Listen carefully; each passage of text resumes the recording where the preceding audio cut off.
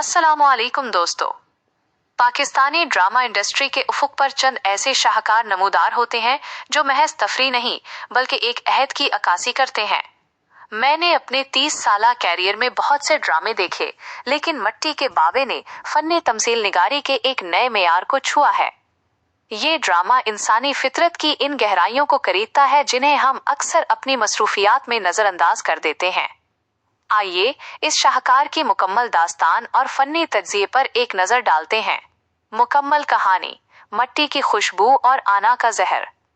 मट्टी के बावे की कहानी एक कदीम देही पस मंजर में तरतीब दी गई है, जहां मट्टी से बर्तन और मूर्तियां बावे बनाना महज एक पेशा नहीं बल्कि एक रूहानी अकीदत है।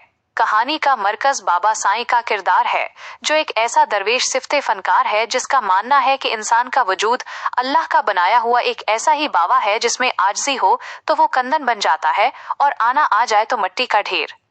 ड्रामे का असल तसादुम तब शुरू होता है जब बाबा साईं का बड़ा बेटा, जो शहर से जदीद तालीम हासिल करके लौटता है, अपने बाप के इस फन को हकीर समझना शुरू कर देता है। वो इस मिट्टी के कारोबार को गुर्बत की निशानी करार देता है और गांव की इस जमीन पर सीमेंट की फैक्ट्री लगाने का ख्वाब देखता है। यहाँ से रिवायत और जदीदियत और आजजी और तकब्बुर के दरमियान एक ऐसी जंग छुड़ती है जो पूरे खानदान को अपनी लपेट में ले लेती है। कहानी में एक जज्बाती मोड़ बाबा साईं की बेटी की जिंदगी से आता है, जिसकी मोहब्बत मिट्टी के फन से जुड़े एक सादा लौह शागिर्द से होती है। लेकिन इसका भाई अपनी माली हवस और शहरी साख बनाने के लिए अपनी बहन का रिश्ता शहर के एक मादा परस्त ताजर से तय कर देता है।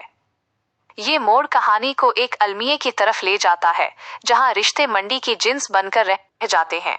क्लाइमेक्स उस वक्त आता है जब बेटे का बनाया हुआ रेत का महल गिरने लगता है। शहर का वो ताजिर जिसे वो अपना मसीहा समझ रहा था, उसे धोखा देकर सब कुछ हड़प कर लेता है। इधर गांव में बाबा साईं अपनी बेनाई खो बैठते हैं, लेकिन उनके हाथ अब भी इसी महारत से मिट्टी के बावे तख्लीक कर रहे होते हैं। कहानी का इख्तिताम इस वक्त होता है जब बेटा शिकस्त खुर्दा होकर वापस लौटता है और उसे एहसास होता है कि जिस मिट्टी को वो पैरों तले रौंदना चाहता था, वही मिट्टी इसका असल ठिकाना और सुकून है।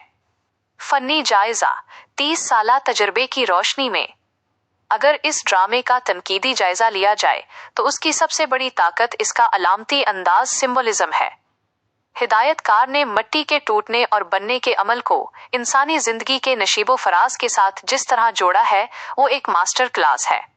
अदाकारी, मरकजी फनकारों ने जिस तरह खामोशी के साथ अपने जज्बात का इजहार किया है, वो आज के दौर के शोर शराबे वाले ड्रामों में एक ठंडी हवा के झोंके की मानिंद है। स्क्रिप्ट, मुकालमा निगारी में तसव्वुफ का रंग नुमाया है, जो नाजरीन को अपने अंदर झांकने पर मजबूर करता है। अक्कासी, देही पंजाब के हसन और मट्टी की सूंधी खुशबू को कैमरे की आंख ने जिस महारत से महफूज किया है, वो काबिले दीद है। ये ड्रामा हमें याद दिलाता है कि बावा चाहे मिट्टी का हो या गोश्त पोस्त का, इसकी कीमत इसके मटेरियल से नहीं बल्कि उसकी रूह की पाकीज़गी से लगती है।